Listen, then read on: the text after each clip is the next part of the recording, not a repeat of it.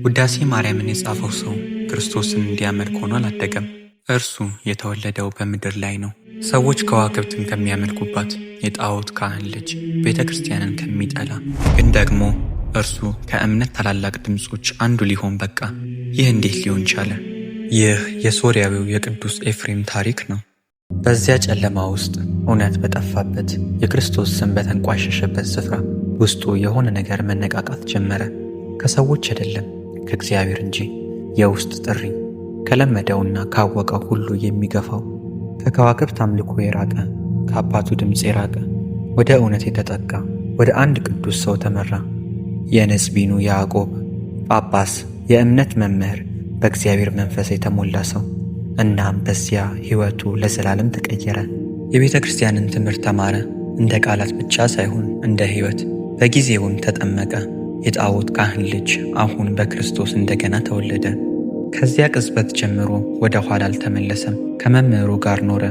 ቀናት ሳይሆን ወራት ሳይሆን ለዓመታት ሲማር፣ ሲያድግ፣ ሲቀረጽ። በጨለማ የነበረው ሰው አሁን ወደ ብርሃን ወጣ። ነገር ግን ለውጡ ገና ጅማሮ ብቻ ነው። የሚከተለው ደግሞ እሳቱ ነው። ከዓለም ግርግር ተለየ፣ ለማምለጥ ሳይሆን ለመታነጽ። ቀናት በዝምታ አለፉ፣ ሌሊቶች በጸሎት። ሌሎች ሲተኙ እርሱ በእግዚአብሔር ፊት ቆመ። ሌሎች ሲናገሩ እርሱ ምላሱን ጠበቀ።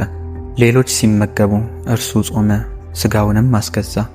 ይህ ልማድ አልነበረም፣ ይህ ጦርነት ነበር። የማይታይ ጦርነት፣ በነፍስ ጥልቀት ውስጥ የሚደረግ፣ ከምኞት ጋር፣ ከኩራት ጋር፣ ከቀድሞ ሕይወት ግፊት ጋር። እናም ቀስ በቀስ ነገር መለወጥ ጀመረ።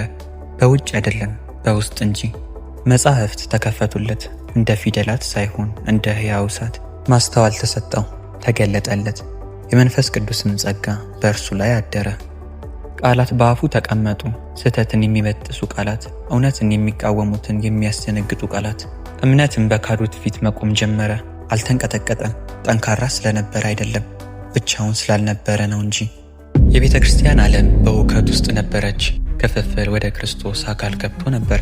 እውነትም ከውስጥ ይፈታተን ነበር። ስለዚህ ቅዱሳን አባቶች ተሰበሰቡ። በኒቅያ ከተማ ጳጳሳት ከየአቅጣጫው መጡ። ሥልጣንን ተሸክመው፣ ትምህርትን ተሸክመው፣ ግጭትን ተሸክመው። ከእነርሱም መካከል አንድ ወቅት በጨለማ ትቢያ የነበረ ሰው ነበር። የንጽቢኑ ያዕቆብ ደቀ መዝሙሩ ሶርያዊው ቅዱስ ኤፍሬም። ከዚያም ሆነ የመናፍቅነት ድምፅ በጉባኤው ተነሳ። በክርክር፣ በማጣመም፣ የክርስቶስን ዘላለማዊ እውነት በመካድ። ነገር ግን ቅዱስ ኤፍሬም ቆመ። እንደ ተማሪ አይደለም፣ እንደ ተከታይ አይደለም፣ እንደ እውነት ምስክር እንጂ። የተሰጠው ጥበብ የእርሱ አልነበረም፣ ነገር ግን ጥበቡ በእርሱ በኩል ተናገረ። የስህተት ድምፅም መፈራረስ ጀመረ። ጉባኤው በዝምታ ተዋጠ። እውነት ግጭትን ሲያሸንፍ፣ የአርዮስን መናፍቅነት ተዋገዘ። ግን በዚያች ሌሊት ሰማይ ለምድር መልስ ሰጠ። ቅዱስ ኤፍሬም ራእይን አየ። የብርሃን ምሰሶ ከምድር ተተክሎ ከሰማያት በላይ ሲዘረጋ ተንበርክኮ ተደነቀ፣ ጸለየም። ጌታ ሆይ ይህ ምስጢር ምንድን ነው? ከሰማይም ድምፅ መጣ፣ ይህ የቂሳርያው ሊቀ ጳጳሳት ባስልዮስ ነው። በዚያም ቅጽበት የጉዞው አቅጣጫ እንደገና ተቀየረ። ራእዩን ችላ አላለም። የብርሃን ምሰሶ፣ ከሰማይ የወጣ ድምፅ፣ በምስጢር የተገለጠ ስም። ስለዚህ ሄደ፣ ወደ ቂሳርያ ተጓዘ። ሲደርስም የእግዚአብሔር ቤት ገባ። ቤተ ክርስቲያኗ በብርሃን፣ በዕጣን፣ በዝምታ፣ በጉጉት ተሞልታለች። እናም በዚያ በአንድ ማዕዘን ቆመ፣ ተሰወረ፣ ተመለከተ። ከዚያም በሮች ተከፈቱ። አባ ባስልዮስ ታየ።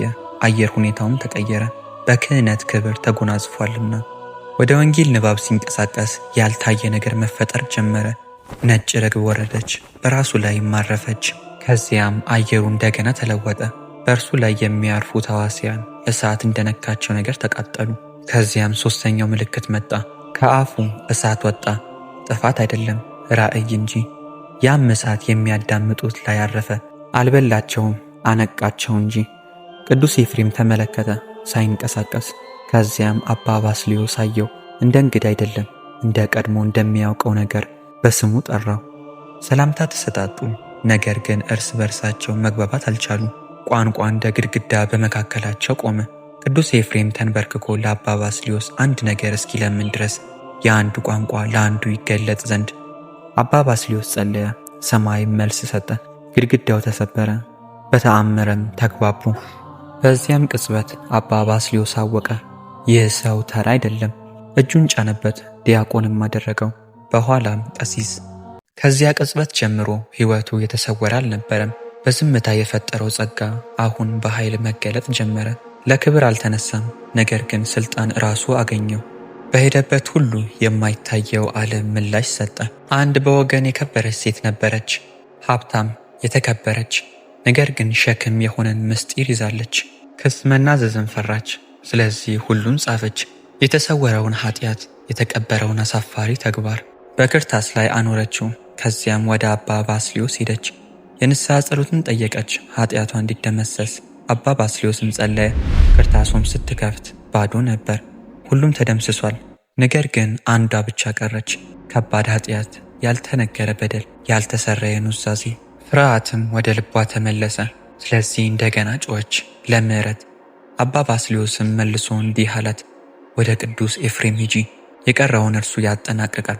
እርሷም በፍጥነት ሄደች ስትንቀጠቀጥ፣ ሁሉንም ነገረችው። ቅዱስ ኤፍሬምም አዳመጠ በዝምታ።